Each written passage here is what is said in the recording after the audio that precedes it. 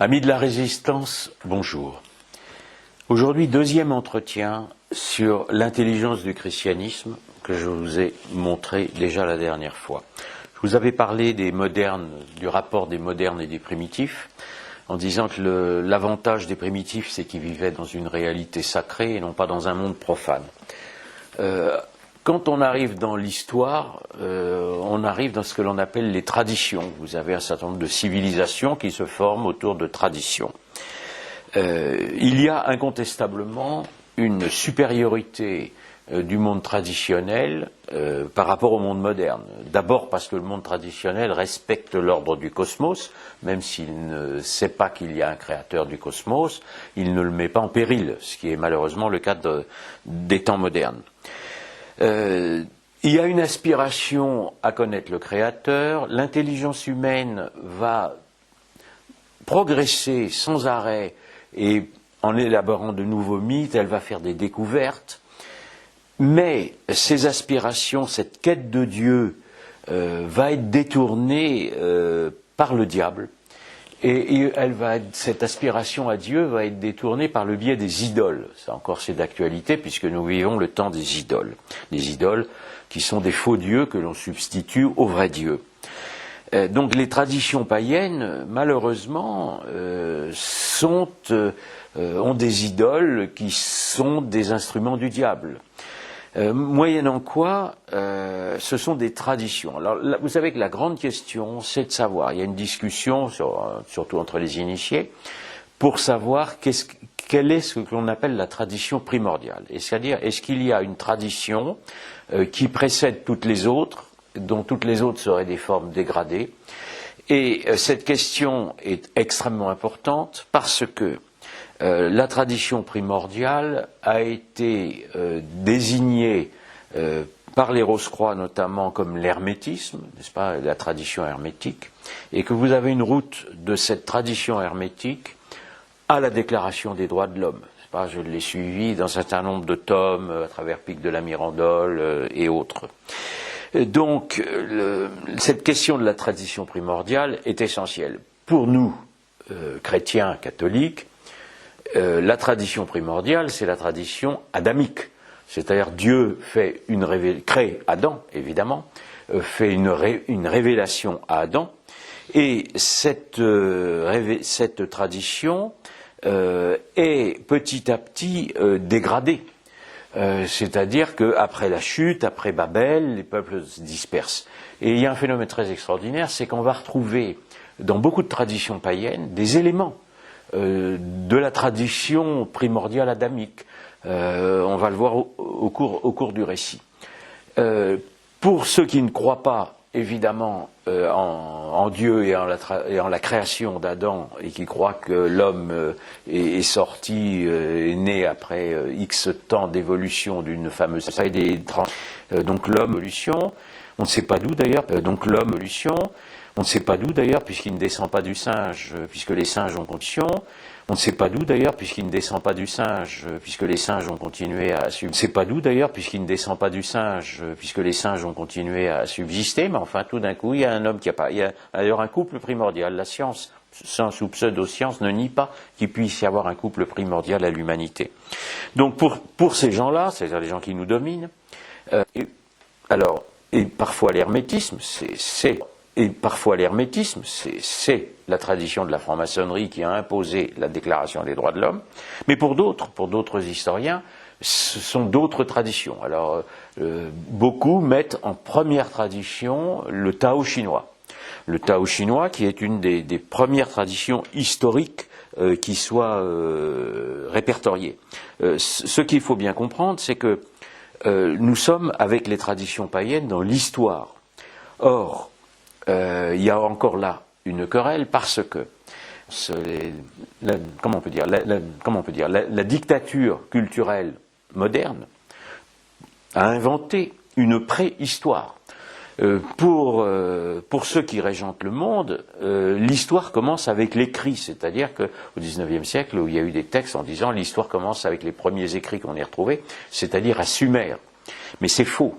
C'est faux pour deux raisons. D'abord parce qu'il y a des civilisations qui sont antérieures aux écrits. Vous avez des traditions orales qui ont fondé des civilisations avant qu'elles ne soient écrites, ce qui concerne le Tao chinois, ce qui concerne peut-être même le judaïsme, qui concerne l'Inde, qui concerne toutes les civilisations, ont des traditions orales avant d'être écrites. La deuxième raison, c'est que Sumer, les fameux textes de Sumer, dont je ne parlerai pas aujourd'hui, mais évidemment j'en parle dans mon livre, s'inscrivent toujours dans la conception du temps cyclique.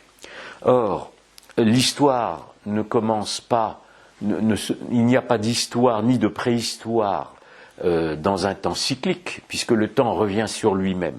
L'histoire, elle commence s'il y a un temps linéaire. Or, le temps linéaire, cela veut dire que le temps se déroule dans une ligne, c'est-à-dire qu'il a un commencement.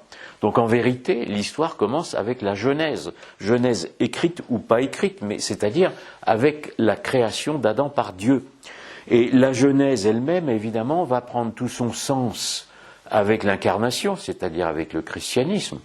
Donc qui va encore ajouter à l'intelligence du judaïsme une intelligence supérieure à partir du moment où le Verbe, qui est le créateur au départ, puisque le Dieu est trinitaire, et que c'est le Verbe créateur qui crée le temps, qui crée la création, pardon pour le pléonasme, et qui crée le temps, le Verbe sera incarné. Donc là, évidemment, dans le deuxième tome, je décrirai, qui s'appellera de la révélation à l'apostasie, puisque malheureusement, nous en sommes au bord de l'apostasie, et la Genèse prendra son sens avec l'incarnation. Ce que je veux dire ici, c'est que l'histoire officielle vit sur un certain nombre de mythes, dont le mythe d'une préhistoire. Il n'y a pas de préhistoire. À partir du moment où l'homme est sur Terre, l'homme est dans l'histoire. Alors il y a des hommes que l'on appelle préhistoriques, mais c'est à tort. Ce sont les fameux primitifs dont j'ai parlé la première fois, dans la première conférence, mais ce sont déjà des hommes dans l'histoire. Simplement, ils n'en ont pas conscience. Avec les traditions païennes répertoriées, notamment avec le Tao, on va assister à la naissance de civilisations autour d'un certain nombre de textes. Alors le Tao, moi je le mets comme première tradition païenne, d'autres diront c'est Sumer, d'autres diront c'est l'Inde. Il y a des discussions, je ne suis pas compétent pour trancher. Simplement c'est une tradition qui m'avait passionné à l'époque parce qu'il y a une richesse dans le Tao, il y a un apport incontestable. Alors, le Tao est une construction humaine, hein. Les traditions païennes sont des traditions humaines, c'est-à-dire non révélées, mais il y a une intelligence. Le Tao, on va le situer entre le 6e ou 3e millénaire, hein, c'est avant Jésus-Christ, avec un dénommé Fohi, qui est un personnage plus ou moins légendaire, et qui n'est pas contesté. On va contester Moïse, il y en a même qui vont contester le Christ, mais le Fohi, ça on ne conteste pas. Les historiens trouvent ça très bien. Et le Tao va se continuer, va être élaboré petit à petit comme tradition, jusqu'au 6e siècle avant Jésus-Christ, c'est-à-dire aux deux fameux Lao Tse, n'est-ce pas, et Confucius, hein, qui eux sont des personnages historiques que l'on connaît. Le Tao, qu'est-ce que ça veut dire? Alors, le Tao, il y a deux sens au mot Tao. Le premier sens, c'est la loi. C'est la loi du cosmos, hein, c'est la loi de l'univers, mais il y a une loi. Ça veut dire déjà, il y a une intelligibilité du cosmos. L'homme va penser le cosmos. Le deuxième sens, c'est voix. Alors, le Tao, il est répertorié, il a un texte écrit qui est un des plus anciens que l'on connaisse, qui s'appelle le Yi King. Le Yi King, la traduction, c'est le livre des changements dans la révolution circulaire. Donc on est toujours dans un cycle, n'est-ce pas, dans un temps cyclique, mais il y a des mutations, des changements dans ce cycle, et dans ce cycle tourne ce que les Chinois appellent le yang, qui est le masculin, et le yin, qui est le féminin.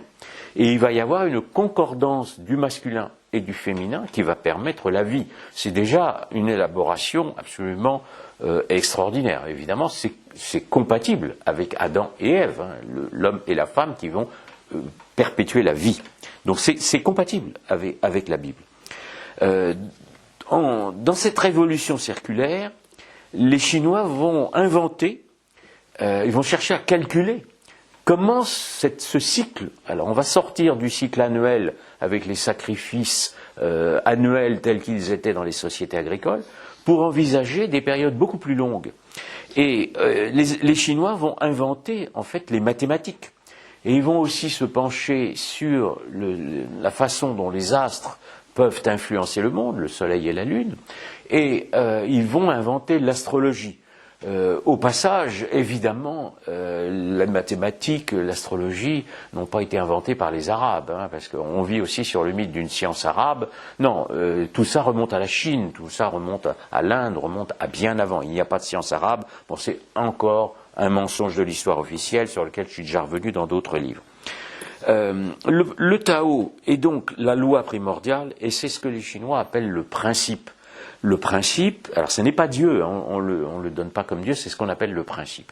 Le principe, alors là aussi c'est d'actualité, parce qu'on va le retrouver dans l'ésotérisme du XXe siècle, notamment avec le fameux René Guénon, qui a eu une influence considérable sur les loges maçonniques, ne serait-ce que par sa conversion à l'islam, et parce que l'islamisation de l'Europe a été prévue dans les loges guénoniennes dans les années 1930, hein, avis naïf. Donc le principe, alors, le problème de ce principe, y compris du principe guénonien, parce qu'il y a beaucoup de chrétiens qui ont été induits en erreur ou séduits par Guénon, ce principe n'est pas l'être au sens biblique, c'est pas Dieu, c'est le néant. Simplement, le néant va donner naissance à un chiffre, donc on est dans les mathématiques ésotériques, qui est le 1. Et à partir du 1 vont venir, alors le 1 qu'on peut considérer comme le masculin, peut-être le soleil, je fais des comparaisons, des symboliques, le 2, n'est-ce pas, qui va être la lune, qui va être le féminin, et le 3, n'est-ce pas, qui va être 10 000 êtres, bon, qui va être tous les êtres. Alors nous sommes dans ce que l'on appelle un monisme métaphysique, c'est-à-dire qu'il n'y a pas un Dieu créateur séparé de sa création, et ça se déroule dans une procession mathématique. Elle est évidemment extrêmement importante parce qu'on va retrouver cette procession dans la gnose jusqu'à Newton, n'est-ce pas? Le dieu mathématique géométrique de Newton remonte à la science chinoise. C'est donc une construction humaine. La Bible, les sinologues disent que la Bible évidemment n'a aucune valeur, mais, chose extraordinaire, on retrouve dans cette tradition primordiale chinoise un certain nombre de thèmes qui sont dans la Genèse. Alors par exemple, on retrouve le symbole de la montagne émergée. Les Chinois découvriraient sur une montagne qui émerge des eaux, ça fait vraiment penser au déluge, n'est-ce pas? Ils découvrent ce qu'ils appellent les hexagrammes, c'est-à-dire en fait les mathématiques ésotériques, qui sont faites sous forme de signes sur cette montagne. Et ces signes vont ensuite être la signature des fameux Rose-Croix, c'est-à-dire notamment de Paracels, de Böhm, n'est-ce pas, qui vont conduire à la philosophie moderne. Et le symbole de la montagne, on va le retrouver dans de multiples traditions, jusqu'à la Révolution française, c'est-à-dire jusqu'à la montagne révolutionnaire et à certains Robespierre. Donc nous sommes à l'origine, n'est-ce pas, de toute une mythologie qui sera reprise dans la Révolution. C'est pas du tout une affaire ancienne. L'autre actualité de la traduction chinoise, cette science originelle, cette tradition primordiale, aurait été dispersée. L'humanité se serait dispersée à partir de cette montagne, et donc elle aussi comme à Babel, c'est la même chose que Babel. Ce que je veux dire par rapport, si vous voulez, à l'hermétisme dont je parlais tout à l'heure comme tradition primordiale maçonnique, c'est que la tradition chinoise est peut-être la tradition primordiale au sens historique, c'est la première répertoriée, mais l'hermétisme qui va reprendre cette procession ne l'est pas pour une raison très simple, c'est que l'hermétisme est du IIe siècle après Jésus-Christ. Donc on n'est pas l'hermétisme qui est à l'origine de la Déclaration des droits de l'homme ne peut pas historiquement être la tradition primordiale, j'insiste. Deuxième grand intérêt du Tao, donc qui peut être une tradition primordiale, c'est que le deuxième sens du mot Tao, c'est la voie. La voie, c'est en fait l'initié. La voie, c'est ce qui permet. Alors, il y aurait eu dans le Tao, il y a une sorte de chute aussi. Il y a déjà le mythe d'un âge d'or, les hommes qu'on retrouvera en Grèce après, n'est-ce pas?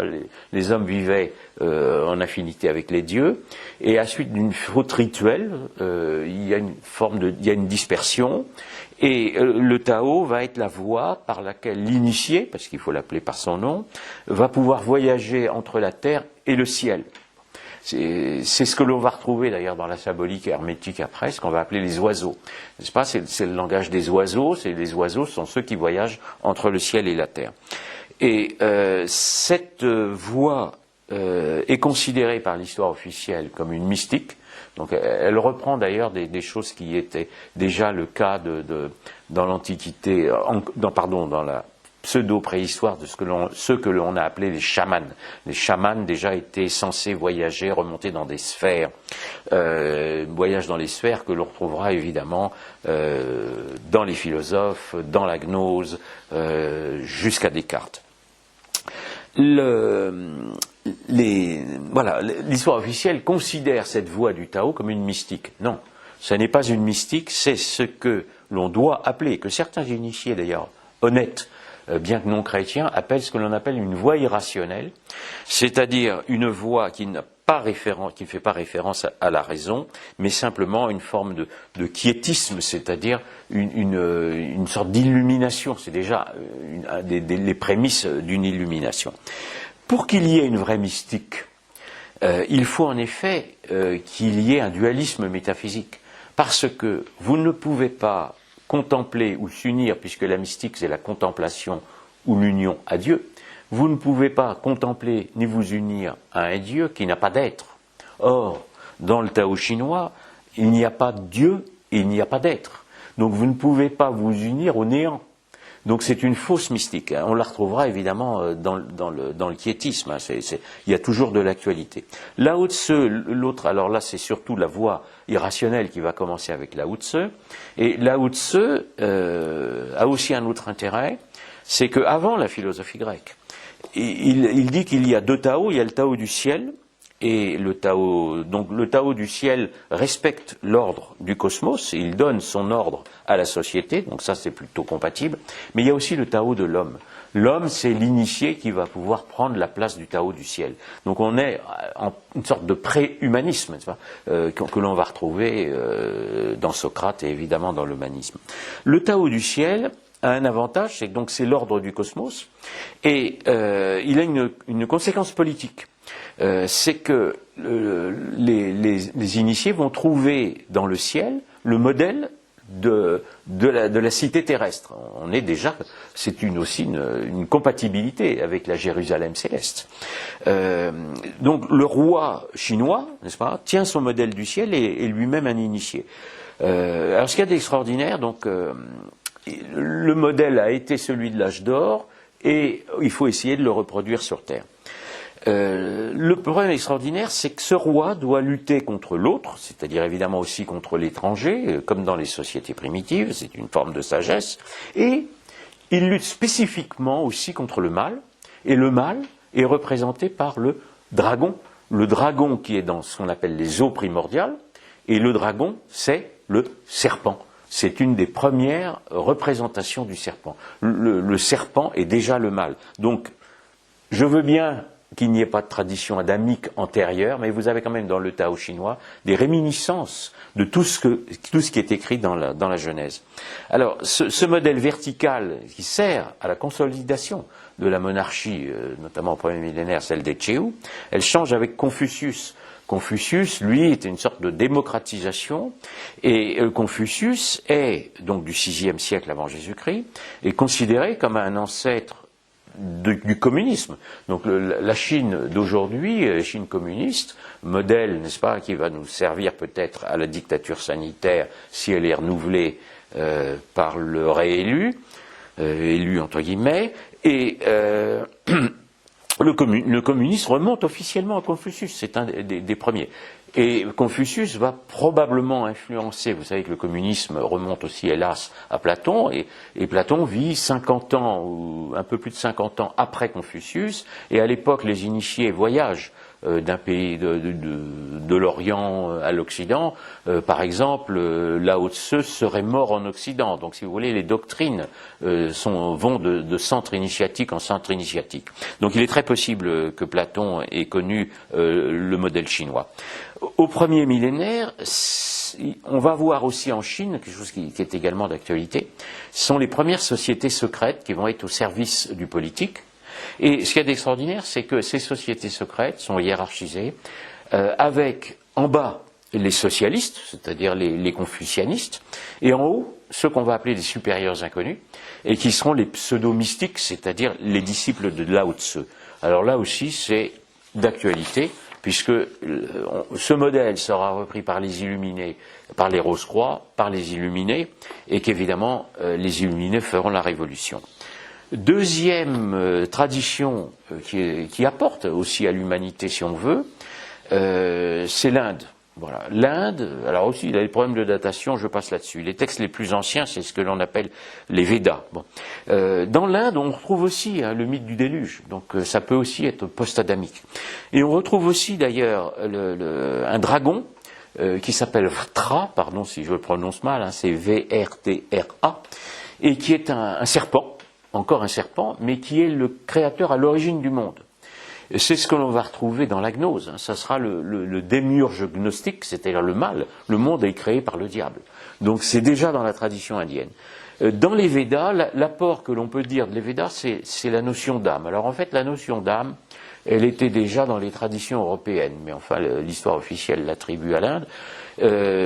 C'est une notion d'âme cosmique, évidemment, ça n'est pas l'âme au sens chrétien, et surtout, c'est une âme unique, c'est-à-dire que c'est ce qui va devenir l'âme du monde. L'âme du monde qui va être, dans la tradition indienne, ce que les hindouistes vont appeler Soma, qui est le féminin ésotérique, qui va être l'âme du monde que l'on va retrouver dans les gnostiques. Autre apport de l'Inde, c'est de dire que le monde a été créé par un esprit, donc déjà on n'est plus dans une filiation matérielle, un esprit qui est évidemment androgyne, c'est-à-dire qui est la concordance entre Agni qui va représenter le masculin, et Soma, le féminin. Évidemment, l'homme étant, quand dans l'hermétisme, l'homme va devenir le microcosme du macrocosme, le macrocosme sera le nous hermétique, donc postérieur, sera lui aussi androgyne, et l'homme évidemment va devenir androgyne. Nous sommes là encore à l'origine de la théorie du genre, je suis toujours dans l'actualité, parce que c'est le retour à l'androgynie, la révolution c'est le retour à l'androgynie primordiale. L'Inde fait naître le monde d'un non-être, d'un néant, n'est-ce pas ? Cet esprit va être le premier être suprême, il est considéré comme le premier être suprême, mais il n'est pas une matière. Dans le Tao chinois, la matière est considérée, alors que dans l'Inde, tout est spirituel. Donc c'est une religion du néant qui est un spiritualisme et qui s'accompagne d'une négation de la matière. L'Inde invente aussi la transmigration des âmes dans le cycle des yugas, c'est-à-dire que les âmes aussi, les réincarnations se passent dans un cycle, n'est-ce pas, les fameux yugas, et c'est évidemment, puisqu'il y a une négation de la matière, une négation de la corporéité. Là encore c'est diabolique, parce que le diable veut détruire le corps, et il veut le détruire aussi parce que, puisque le Verbe sera incarné, et ce que Lucifer a vu dès l'origine, puisqu'il y a une contemplation originelle, il faut détruire le corps, évidemment, il faut détruire l'homme. Et toute la conception de l'homme de l'Inde, qui était évidemment totalement à la mode, est incompatible avec la Bible et particulièrement avec le christianisme. Dans la Bible, d'abord, l'être créateur, n'est-ce pas, n'est pas le néant, mais est l'être, Dieu, Yahvé, n'est-ce pas, dans la Bible, dans l'Ancien Testament, Yahvé, et c'est « je suis celui qui suis », n'est-ce pas, c'est ce qu'il dit à Moïse. C'est un être qui est, et qui est créateur d'un autre être. Tandis que là, et donc il y a un univers qui est créé, donc il y a un réalisme de la matière. Dans l'Inde, pas du tout. La conséquence aussi, c'est que la conception de l'homme est totalement différente, notamment de la conception chrétienne, évidemment, parce que l'Inde est la première à haïr le corps et le mal. Ce que l'on va retrouver, c'est diabolique, évidemment, c'est fait pour détruire le corps humain. Donc détruire la personnalité. Dans toutes les sectes hindouistes aujourd'hui, on recherche le karma, n'est-ce pas, qui est au bout d'un certain nombre de réincarnations, c'est la perfection. La perfection, c'est la mort de l'homme, c'est l'anéantissement de l'être humain. Donc c'est tout le contraire, évidemment, du christianisme, mais c'est une hérésie qui sera aussi dans la gnose, que l'on va retrouver dans le catharisme, que l'on va retrouver dans le puritanisme protestant, qui atteint évidemment jusqu'aux initiations maçonniques. Troisième tradition, alors encore plus influente évidemment sur la franc-maçonnerie, c'est l'Égypte. Voilà, l'Égypte, alors évidemment, magnifique civilisation, avec les pyramides. Pyramides, on oublie quand même de dire d'une façon générale qu'elles ont été construites par des esclaves, n'est-ce pas, et qu'il y a eu des milliers de morts sur les pyramides, pendant la construction des pyramides. Bon, c'est à la mode. Vous avez la pyramide du Louvre. J'ai vu, je crois, quelqu'un faire un discours il y a 5 ans devant la pyramide du Louvre, et évidemment la lumière, hein, c'est pas sur le musée qui représentait la France ancienne. Là, il l'a fait devant la Tour Eiffel. Hein, c'est pas mieux puisque la Tour Eiffel, c'était la fête, n'est-ce pas, de la Révolution et notamment de la fête de ce que l'on appelle la Fédération sur le Champ de Mars. Donc, on est dans la même logique, hein, la même logique diabolique. On la retrouve aussi, cette pyramide, sur le billet de 1 $, hein, avis aux mondialistes, hein, n'est-ce pas? C'est pas un hasard s'il y a une pyramide dans laquelle en plus il y a l'œil, évidemment, l'œil de Caïn, etc., sur la symbolique. L'Égypte, donc, est une grande civilisation, si l'on veut, mais dans laquelle le peuple est victime d'un pharaon, c'est pas, pharaon qui exerce une dictature effroyable sur le peuple égyptien. L'Égypte naît, alors, sur un plan ésotérique, de Charles Trenet, dans mon livre, puisque le soleil a rendez-vous avec la lune. C'est toute la mythologie, n'est-ce pas, dans mon livre, puisque le soleil a rendez-vous avec la lune. C'est toute la mythologie, n'est-ce pas? Toute la mythologie, c'est la lutte entre le féminin et le masculin, entre la lune et le soleil. Les deux, d'ailleurs, poussant au sacrifice. Hein, sur ce plan-là, ça ne change pas. Donc, vous avez une lutte entre la ville de Memphis, en fait, au départ, dans lequel vous avez un dieu qui est un dieu créateur et qui est Ptah, qui est un dieu de la lune. Et les initiés diront après que le dieu de la Bible est un dieu lunaire. C'est pas, on dira que le dieu de la Bible est féminin. Ça sera une des accusations qui sera portée notamment par les Rose-Croix. Alors qu'évidemment, le dieu de la Bible n'a rien à voir avec Ptah, mais vous avez déjà un dieu créateur contre Héliopolis, qui est évidemment la ville du soleil. Et c'est le soleil qui va... Héliopolis, qui est évidemment la ville du soleil. Et c'est le soleil qui va gagner. Alors, le premier, l'union de la lune et du soleil est réussie sur un plan ésotérique par le premier pharaon, qui est un peu mythique, mais pharaon devient fils du soleil après une initiation. Et ça va lui permettre de régner sur l'Égypte, et ça va être le premier, en fait, despote éclairé. C'est-à-dire que le modèle pharaonique est le modèle du despotisme éclairé de Voltaire et des Lumières, évidemment. Hein. Il y aura un retour de la tradition chinoise, notamment à partir de Leibniz, qui va reprendre l'harmonie du Tao. Alors chinoise, pardon, Leibniz, et évidemment tradition égyptienne. N'oublions pas, j'avais dit ça dans une conférence, mais que Voltaire s'était fait bâtir, n'est-ce pas, un tombeau en forme de pyramide. Bon. Donc le despotisme éclairé, évidemment, remonte à l'Égypte. Vous avez un autre mythe qui est omniprésent encore aujourd'hui, c'est le mythe d'Osiris. Osiris, lève-toi, etc., ressuscite. Il y a pas mal d'initiations maçonniques qui commencent avec Céphalbala. Osiris, le mythe d'Osiris. Alors Osiris est tué par son frère. Vous savez, le meurtre du frère, c'est souvent le fondement d'une civilisation dans les mythologies. Caïn tue Abel, Rémus tue Romulus, etc. Et donc Seth tue Osiris, lui tend un piège, mais Osiris va ressusciter, c'est déjà un dieu qui va ressusciter, par l'intervention d'Horus, Horus qui est le soleil, donc il va ressusciter. Osiris, qui au départ était lunaire, va ressusciter, va devenir un nouveau dieu solaire par l'intervention d'Horus. Et Horus, qui est en fait le fils posthume d'Osiris, n'est-ce pas, qui aurait fécondé, après sa mort, Isis, n'est-ce pas, qui aurait été fécondé post-mortem par Osiris. Excusez-moi, hein, c'est pas pour accréditer du délire, mais parce que c'est très intéressant, c'est que, en fait, Horus est le premier fils de la veuve d'Osiris. C'est la veuve d'Osiris, et on retrouvera évidemment cette symbolique. Ensuite, les francs-maçons se diront fils de Caïn, évidemment, et fils de la veuve, qui sera, la veuve étant évidemment la veuve du diable, la veuve de Samaël.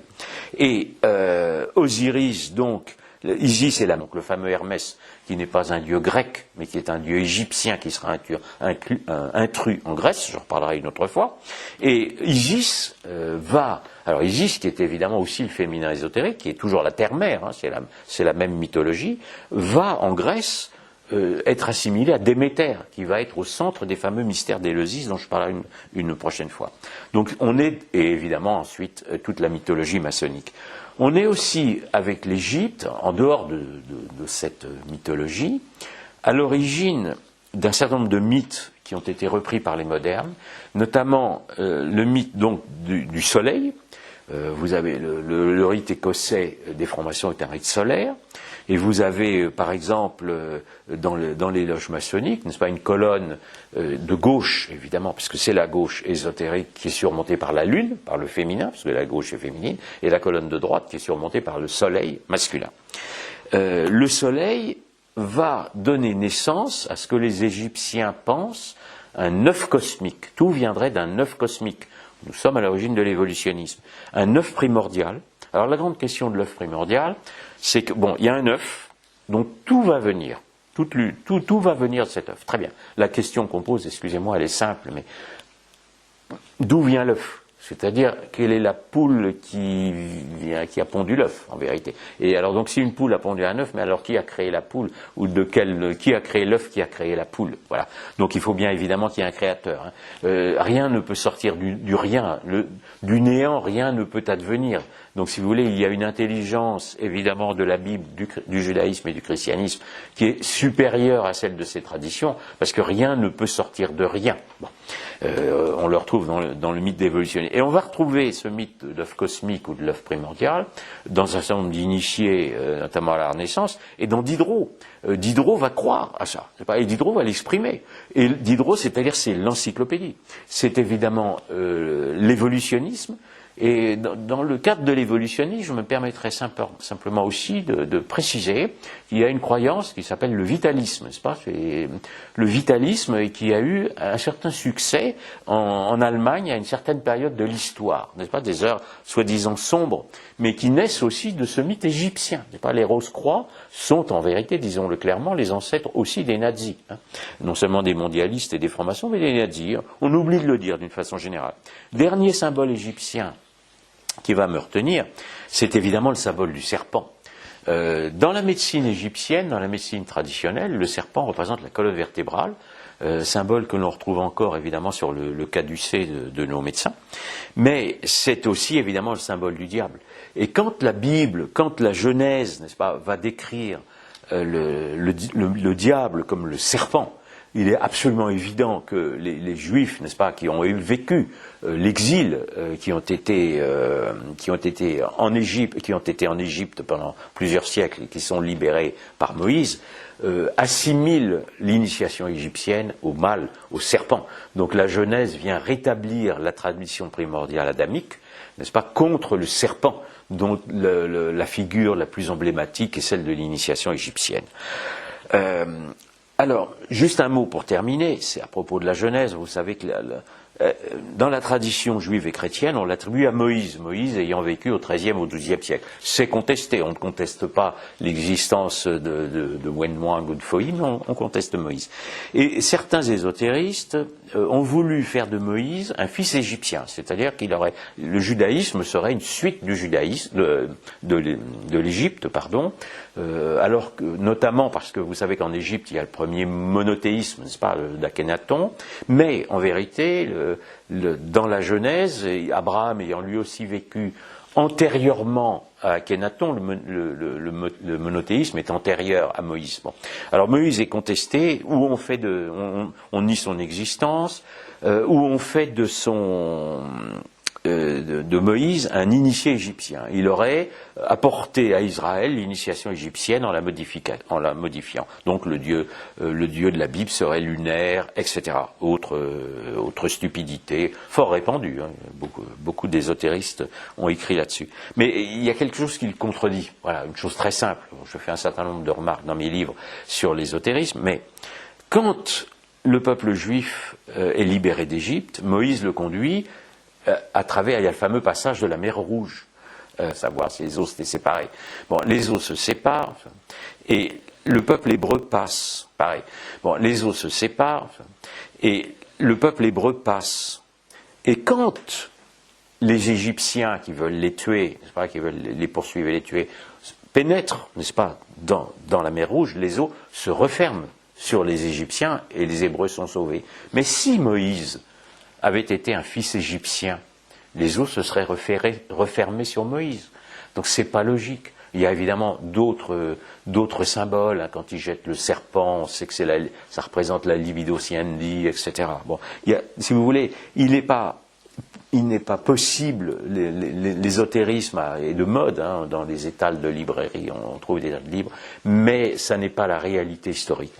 La révélation à Moïse, elle a lieu, donc Dieu, en fait, a compris, Dieu sait tout évidemment, mais Dieu intervient, puisque les idoles païennes ont détourné toute l'humanité de la quête de Dieu, et particulièrement l'Égypte. Donc Dieu intervient, fait une révélation à Moïse pour sauver l'humanité des idoles païennes. Et il viendra évidemment ensuite annoncer par les prophètes l'incarnation du Christ. Ce qu'il y a d'extraordinaire, je voudrais conclure là-dessus, c'est que depuis 3 siècles, on brode beaucoup sur l'ésotérisme, hein, c'est à la mode, et les gens qui sont férus d'ésotérisme sont au pouvoir. Ce sont eux qui nous dirigent, ce sont eux qui dirigent le monde moderne. Mais tout repose sur des tissus de mensonges, notamment en ce qui concerne, particulièrement en ce qui concerne la Bible et plus précisément le christianisme. Parce qu'on met même en cause, n'est-ce pas, l'existence de Jésus, alors que n'importe qui, le plus païen des historiens, ne peut pas nier que Jésus a vécu, n'est-ce pas. Et les imposteurs qui prétendent cela vendent des livres par dizaines de mille. Et il y a des gens qui les croient, je les laisse à leur conscience. Mais ma question que je pose, c'est la suivante. Mais pourquoi les ennemis de Dieu et les ennemis du Christ ont-ils peur de la vérité ? Le mensonge, c'est une signature. La mythologie, la Révolution a créé une mythologie qui nous enferme, hein, qui nous conduit à la dictature mondiale, puisque le mondialisme est l'aboutissement de la Révolution. Mais la vérité, ils ont peur de la vérité historique et de la vérité religieuse, la vérité de l'histoire des religions et la vérité de l'histoire tout court, parce que la vérité historique démontre la vérité religieuse. Parce que le christianisme a une intelligence supérieure à toutes les traditions et à toutes les autres religions, a fortiori à la philosophie moderne, notamment, et c'est cette intelligence, j'y insiste, qui a permis l'abolition du sacrifice humain, l'abolition de l'esclavage, qui était la loi de toute l'Antiquité, ne l'oublions pas, jusqu'à l'incarnation. Avant l'incarnation, Dieu est intervenu pour rappeler la loi par Moïse, mais l'esclavage a été pratiqué jusqu'à ce que le Christ vienne. Alors, pourquoi ont-ils peur de la vérité ? Eh bien, tout simplement parce qu'ils sont des adeptes du diable. Et nous, qui sommes hyper minoritaires, qui sommes méprisés, nous défendons la vérité. C'est la vérité du Christ. Donc je conclus toujours de la même façon, nous sommes des croisés. Je vous remercie.